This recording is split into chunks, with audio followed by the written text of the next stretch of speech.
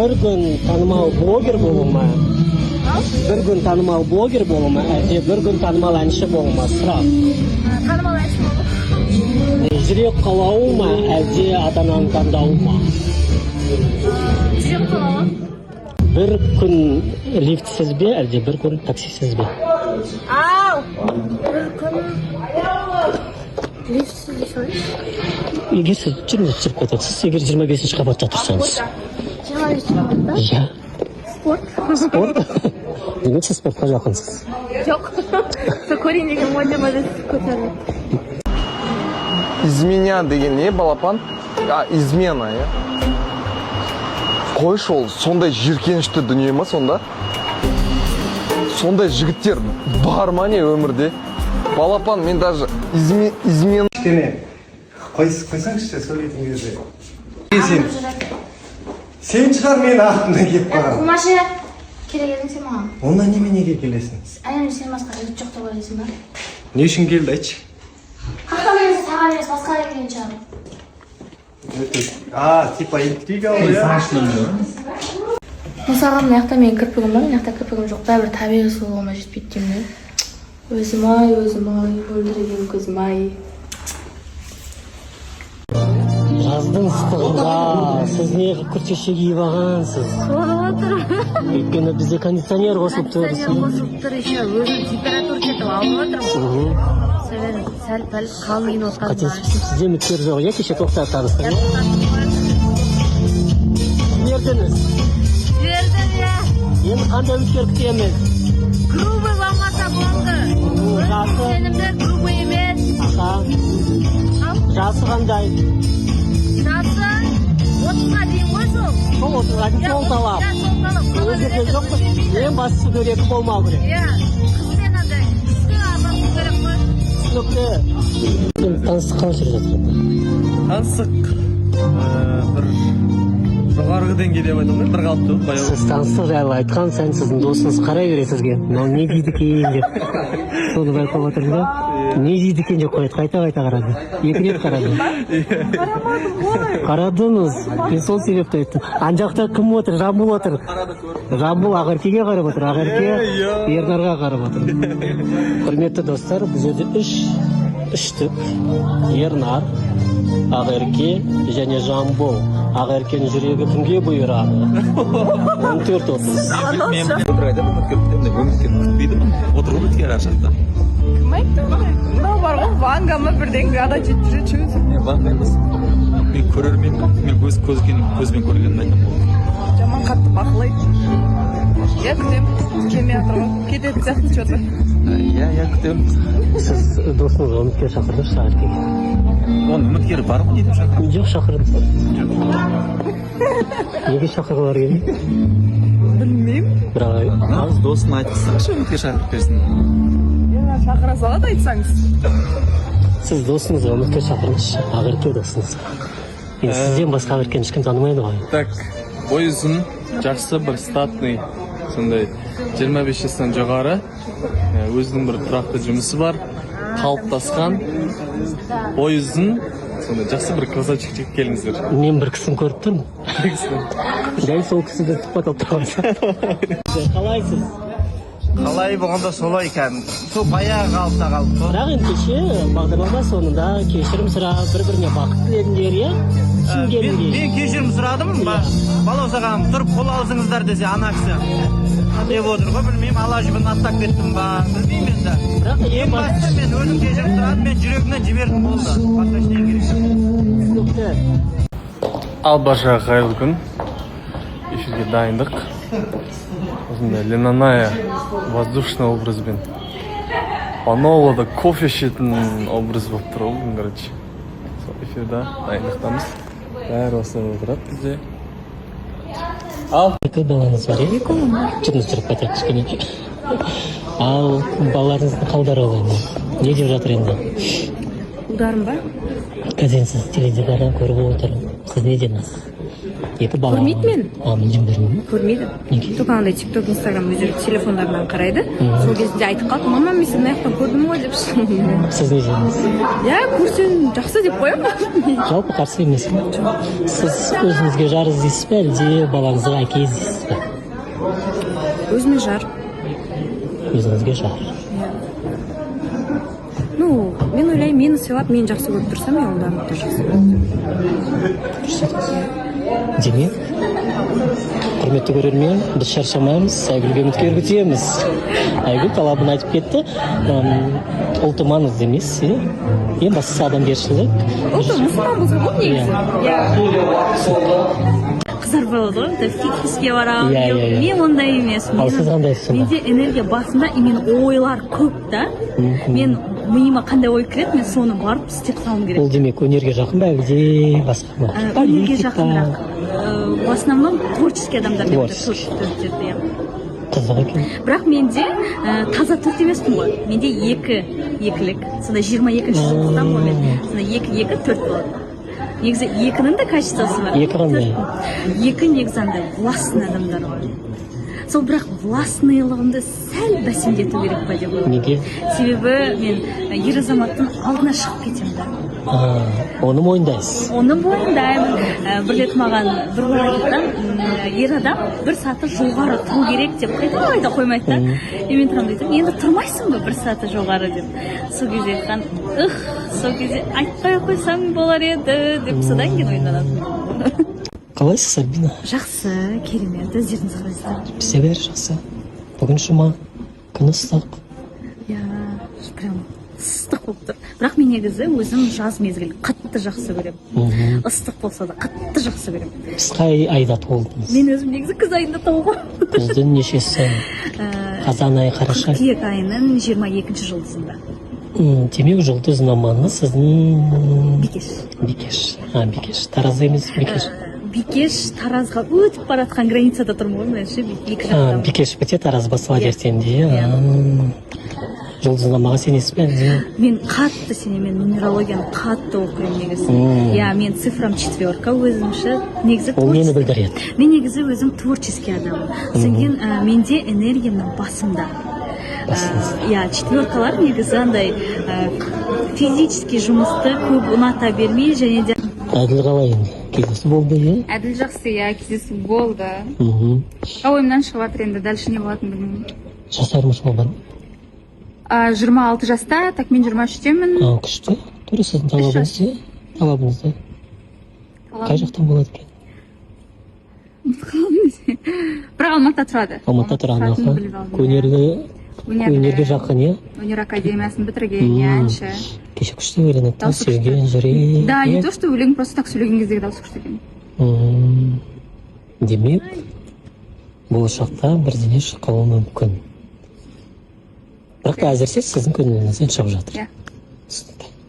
Бір ай телефонсыз жүру ме, әлде бір ай интернетсіз жүру ме? Ответный сұрақ қойсам бола ма? Например, интернетпен телевизор көруге, ноутбук. Жоқ. Онда телефонмен жүрем. Телефон, интернетсіз. Потому что ойлар, там, заметкаға, мен арасында байланыс керек дейсіз ғой. Өлең шығарам, сауат жазып қоям. Сосын таймер деген сияқты нәрселер керек қой. Және келесі сұрағым, белгісіз елде жалғыз қалу ма, әлде өз елінде интернетсіз қалу ма? Ой, белгісіз ел, Африка бірінге түсіп кетсем, жоқ, лучше Қазақстанда болады. Африка ма? Жалғыз өзіңіз, Жоқ, это не мое. Галереяныздағы барлық фотоны өшіру ме? Әлде телефондағы барлық смс хабарламаларды жариялау ма жұртқа? Өшірем, полный өшірсем. Галереядағы барлық фотоны өшіру ме? Әлде барлық смс хабарламаларды жариялау ма? Скорее всего, барлық фотоларды өшіріп жатыр. Демек? Бар ғой, бір-екі көрінбейтін сообщениялар көруге болмайды. Бірақ сенде фотодағы естеліктер бар. Естеліктердің көбісін инстаграмға салып қоямын мен. И ВКонтактеде бар менде сохраненный фото. Демек галереядағы фотоны өшіретін. Бір ай интернетсіз жүре ме, әлде бір ай телефонсыз жүре ме? Так. Бір ай телефонсыз, скорее всего. Жүре аласың? Үйреніп қатты андай телефонға бітіп не емеспін. Таңғы сағат 4-те тұру ма, әлде таңғы сағат 6-да жұмысқа бару ма? 4-те тұрып шығар. Таң алтыда жұмысқа деген сәл білмеймін, ондайдан шығып қаптым мен өзім. Галереядағы барлық фотоны өшіру ме, әлде смс хаттардың бәрін жариялау ма? Например, смс хаттар Барлық. барлық. Қандай бар? Типа телефондағы ма? Әрине. Лучше жоқ бүкіл суреттерді удалить ету. Неге? Жасыратыным бар ма? Мүмкін деп қойса. Мүмкін. Білмеймін. Лучше маған фотоны удалить жасаған дұрыс. Сол лекче. Бір ай интернетсіз жүру ме, әлде бір ай телефонсыз жүру ме? Бір ай телефонсыз жүр. Мен потому что телефонсыз жүре аламын. Ол ситуациялар басынан өткен. Сол үшін ол маған қатты қиын емес. Сол ситуация басыңыздан өткенде қанша күн телефонсыз жүрдіңіз? Негізі қазіргі уақытта да сәл сондай кезеңдер болып жатыр басында. 2 ай телефонсыз жүрген кезім болған. 2 ай. Галереядағы барлық фотоны өшіру ме, әлде телефоныңыздағы барлық смс хабарламаларды жариялау ма жұртқа? Онда лучше бүкіл галереяны өшіру сол дұрыстау деймін. Бір ай белгісіз елде жүру ме, әлде бір ай өз елінде интернетсіз жүру ме? Өз елінде интернетсіз жүрген дұрыстау? Бір ай кофесіз ба, әлде бір ай ұйқысыз ба? Мен кофе ішпеймін әлде. Сондай болып қалды енді, өмір болған ситуация, таңдау керек. Кофесіз дұрыс қой бірден. Ұйқысыз ба, мен ұйқыға байған шығарсың, мен кешігіп келемін. Ұйқыға деген страшно мен. Сіз үнемі кешігесіз сонда? Жоқ қой ой. Арасында айтып қойдың ба? Айтып қойдым. Демек, бір ай кофесіз. Бір ай кофесіз. Мүлдем кофесіз жүре аласыз демек. Мен мүлдем ішпеймін негізі. Галереяларыңыздағы барлық фотоны өшіру ме, әлде телефондағы барлық смс хабарламаларды жариялау ма? Фотоларды өшірім. Неге фотоларды өшіресіз? Естелік қой.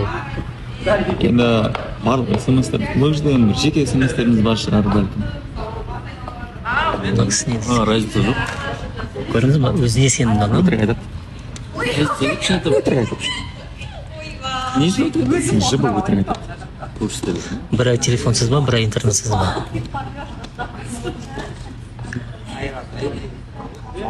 Бір ай интернетсіз деген.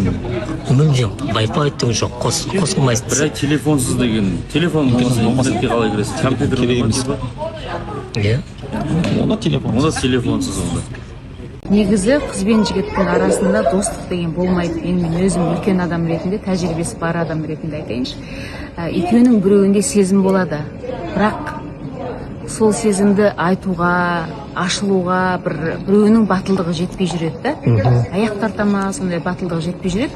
Бір-біріне доспыз деген сияқты араласа береді. Бірақ біреуін жақсы көру мүмкін да. Жалпы қыз бен жігіттің арасында достыққа сенесіз? Жоқ, сенбеймін. Неге? Екеуін біреуі жақсы көру мүмкін. Солай деп ойлаймын мен. Ал мына ситуацияға оралсақ? Бұл ситуацияда енді біз Ернарды білеміз ғой. Ернар всегда доспын, қарындасым деп айтады, бірақ осы 7-ші маусым басында қарындасым деп жүрген Аделияға сөз салған болады. Сондықтан да сенбеймін Ернардың бұл жаңағы істеп отырған. Түсінікті. Жаныңыз қалсын. Қош келдіңіз. Бүгін бізде қонақта. Қалайсыз? Жақсы. Да, түсірмеңізші мені, сен әдемі арақ қып жүрсіз. Сіз арықсыз? Асел келді. Ізбасар келді. Қайсыр көптен бері студияны сағынып қалдық. Өзгеріп кетті бәрі, күшті болып кеткен. Әлеуметтік желіде көріп жатырмыз. Өзгерістер. Аллаға шүкір. Балаларым аяқта. Жатырқама Адия? Ұйықсам просто қазір тұрды. Из-за этого кішкене жатырқап. Сен қатты онда жатырқайтын адам емес. Ансар, қалайсың? Ансар жақсы, иә? Қалайсың? Камераны жақсы емес. Қалайсың? Иә, мен кейде көріп тұрамын. Алыстан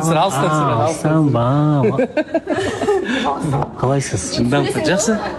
Жақында тағы кетіңіз. Алла қаласа. Ансар апаң қалай? Атасы жақсы, атасы да жақсы. Біздер сағынып қалдық қой. Рахмет барлықтарыңыз құттықтап жатқандарыңызға. Құдай қаласа аз уақыттары қалды, Алла қаласа. Бөпеміз қолымызға аламыз, сүйіншілетеміз. Құдай қаласа тілеп жүргендерге жетістік болсын. Қазіргі жастарға отбасы болып қорқып жүрген жастарға бір тілектеріңіз болса. Қорықпаңыздар. Если махаббат болса, ештеңе қарамай тұрмысқа шығып үйленіңіздер, балалы болыңыздар. Балалы болсаңыздар барлығы өзгереді. Неге мен ертерек шықпағанмын, неге мен ертерек үйленбегенмін деп айтасыздар. Так что қорықпаңыздар. Уақытты құр өткізбеңіздер. Демек талап жайында Талап дегенде главный бір симпатия болса болды ғой. Өздеріңіз жөнде боласыздар. Қыздарға айтарым, өздеріңіз жөнде боласыздар. Айналыңыздар. Қыз бен жігіттің арасынан достыққа сенесіз бе? Сенеме. Сіз сенесіз? Сенеме, достыққа сенем. Қыз достарыңыз көп? Көп деп айта алмаймын. Бірең саран ғой. Жақсы көреді. Айнұр ақеркелеріңізді не байланыстырады? Сырласым, жақыным, досым. Бірақ та ақерке басқаша айтты. Қалай? Оны стористе көресіз. Жоқ. Солға жақын адам ретінде қабылдаймын. Ақерке, бір жағынан дуасым, жақыным. Ернар екеуіңіз аранызда тіпті жоқ. Жоқ. Тек қана дос. Енді қатысушылар өзгеше басқаша айтып жатыр. Енді кеше мен сондай бір дүние айтып қалып едім ғой, может соған байланысты Кеше не айтып кетіп едіңіз? деп ойлаймын. Мен де айтып едім ғой, типа араласты, значит, может быть сезімі бар деген сияқты қылдырып айтып едім ғой енді. И может быть соған байланысты, значит, барыстар бар бәрі. Солай ойлап қалған шығар деп ойлаймын өзім. Сіздің өзіңе достарыңыз көп. Көп емес. Көп емес. Ернар, Садәулет, солар ғой енді. Былай, бірақ көп мен өзімнің сырласатын адамым Ернар, потому что маған ол адаммен комфортно. Сөйлескен, бүкіл әңгімені түсінеді деген сияқты. Енді адам өзінің бір жаны, бір комфортный адаммен ғана дос бола алады ғой негізі, жанына жақын. Сондай адам негізі. И кішкене мен өзіме де стрёмно болып қалды, былайша олай талқыланып жатқаны кішкене. Одан кейін қалай дос боламыз деген сияқты болып қалдым кішкене. Телефондағы галереяңыздағы барлық фотоны өшіру ме, әлде телефондағы барлық смс хабарламаларды жұртқа жариялау ма? Ойланыңыз. Мәссаған. Так. Сізге екеуі де қымбат. Өшірейін десем, Еселік. Өте көп естелік. Хабарламаны шығарайын десен, ол жерде де бір гәптер болып қалуы мүмкін ғой. Мұндай қатты гәп бар деп айтамын. Демек, Хабарлама көрсете бересің. көрсете бересіз. Бүкіл жұртқа. Иә, көрсете аламын. Көрсете аласыз. Бір ай ұйқысыз ба, бір ай кофесіз ба? Кофесіз. Сіз кофе ішпейсіз ба? Онша қатты жақсы. Қалап тұрмаймын, ішем деген сияқты енді. Бір ай телефонсыз ба, бір ай интернетсіз ба? Интернет? Бір ай телефонсыз ба, бір ай интернетсіз ба? Телефон болса... Телефонсыз лучше. Әйтпесе интернет болмаса телефон онша қажеттілік жоқ сияқты. Бір ай айнаға қарамау ма, әлде бір ай камераға түспей ме? Бір ай камераға түспей? Айнаға қарамауға емес. Жүре бересіз. Сіз сенімдісіз өзіңізге. Менің бір ай камераға түспей жүре бересіз. Телефонда қолданбайсыз. Иә. Енді айнаға қарамай қалай жүресің? Қызық қой. Сауық көп кетесің. Телефондағы галереядағы барлық фотоны өшіру ме, әлде барлық хабарламаларды жариялау ма? Нені таңдар едіңіз? Хабарлама жариялау. Демек, сіз өзіңізге сенімдісіз. Иә. Ештеңе шыққымайды. Мүлдем. Мен ешкім іздемейді дағы. Таңғы сағат 4-те тұру ма, әлде таңғы сағат 6-та ұйықтау ма? Қиын екен десің. Таңғы сағат 6-да ұйықтап шығар. Ал жаңа таныстықтан не өтесіз? Жаңа таныстықтан бабочки в животе күтемін. Бабочки в животе дейсіз, тұрақ. Бабочки в животе ол бір өзі бір көзге көрінбейтін бір әсер ғой. Вот сондай әсер күтемін. Сондай. Жаулай алатын, мені қарата алатын болса болады. Демек, шымылдық ашылғанда бір дыз ете қалатын ба? Сол себепті үміткер қандай болу керек деген сұрақ қой. Сол себепті үміткер романтик болу керек. Сіз романтикаға жақынсыз ба? Өзім жоқ. Бірақ жақын болу керек. плюс пен минус қой. Жомарт болу керек, ухаживаниесі жақсы болу керек. Келген кезде впечатление дейді ғой. Есте қалар. Алғашқы впечатление деп жатады ғой. Сол үшін сізге ол өте маңызды. Әрине. Неге түсінбей қалды ол? Енді мен жаспын ғой. Әзірге келіннің ешқандай қызметіне зәру емеспін дегендей ғой. Одан кейін ұлымның артынан 3 қызым бар ғой. 3 қызбен енді келін бір үйде қалай болады дегендей де мәселе бар да. Қайынсіңді дегендей. Олардың бөлек тұрып, жаңағы бөлек өмір сүргендері өздеріне жақсы деп ойлаймын негізі. Кейін қыздармен мүмкін күйеуге шығып ұзатылып кетіп жатса, онда ұлымды келінімді қайтадан қолыма аламын дегендей. Сол кезде өзім де жасым бір қалайға келеді ғой. Бірақ кейбір жастар енді түсінбей қалды. Сізде түсінбей қалды, иә. Ал егер үйде үлкен кісі болса, ауыратын кісілер, қарау керек кісілер болса, әрине келін мен бала үйде тұрған дұрыс. Түсінікті. Бүгін 3-ші эфир қалай болып жатыр енді? Күшті, атмосфера жақсы, бәрі жақсы. Жаздың эфирі ерекше болып жатыр. Күн ыстық. Күн ыстық. Осындай алтынға көмкеретін үміткер болсыншы.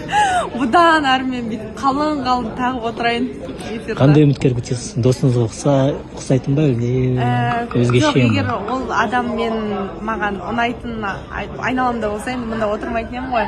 Сондықтан ешкімге ұқсамайтын бір негр десе.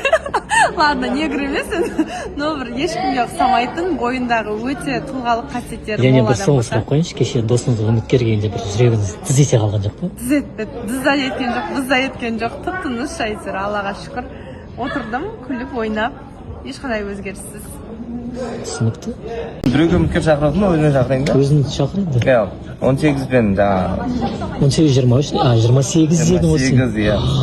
28 жас, смело келе беріңіздер, дайынмын. Жағдай бар. Қай жақтан боласыз?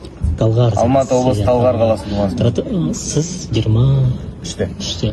Ертең 28 жасар қыз апарсаңыз, мамаңыз не дейді? Жоқ, мамам мен ешқашан қандық қасы болмаған, мен болмайды. Өткен арақатынастарда бір үлкен кісілермен болмас ондай бір жастар? Өзімнен 3 жас үлкен қызбен сөйлестім. Бірақ кәнде жарты жылдан көп сөйлестік, но в конце концов болмай қалды. Алланың талғамы қандай? Талғамы сүйкімді де сүйікті қыз болса, қылықты қыз болса, тәрбиелі қыз болса, менің ата-анамды сыйлайтын қыз болса, негізі сол. Бәрі қолдады, дұрыс айттың деді. Бір жағынан барлығын айтып алдыңыз, иә, ішіндегі? Ішіндегі барлығы. Өзіңіз де жеңілдеп қалған шығарсыз. Иә. Және мына жақ. Енді алдыға нық қанамен. Қандай үміткер күтесіз енді? Жалғыз бала емес, сразу айтайын. Бірінші очередь соны айтайыншы. Аяғынан нық тұрған ер азамат күтемін. Түсінікті. Және мына жерде сіздің құрбыңыз отыр. Иә, жоғарыдан алыңызшы.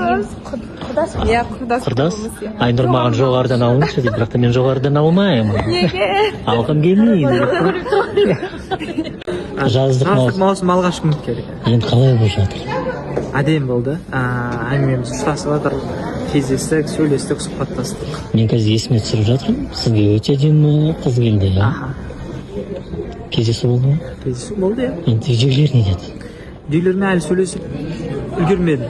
Үлгермедім болғанда әлі ондай дәрежеге дейін жеткенде жоқ, үйлермен сөйлесетінде. Бірінші өзіміз сөйлесіп алайық деген ой болды менде. Үміткердің бір түртіп кететін бір қасиеті болды ма? Осы бір қасиеті маған бір ұнап қалыпты.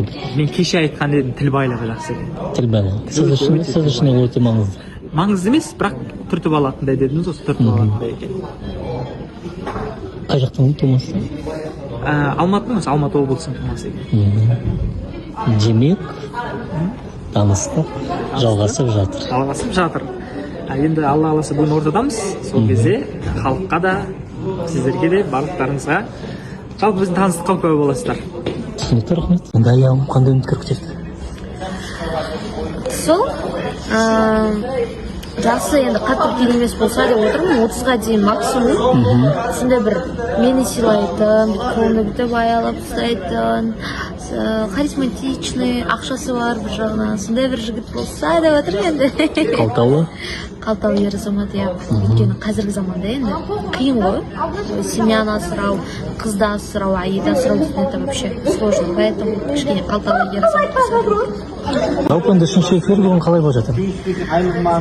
Күшті, андай, бәрібір де енді сағынышым басылып жатыр шы, қатысушылармен. Үйдегілер не деп жатыр? Анаңыз не деп жатыр?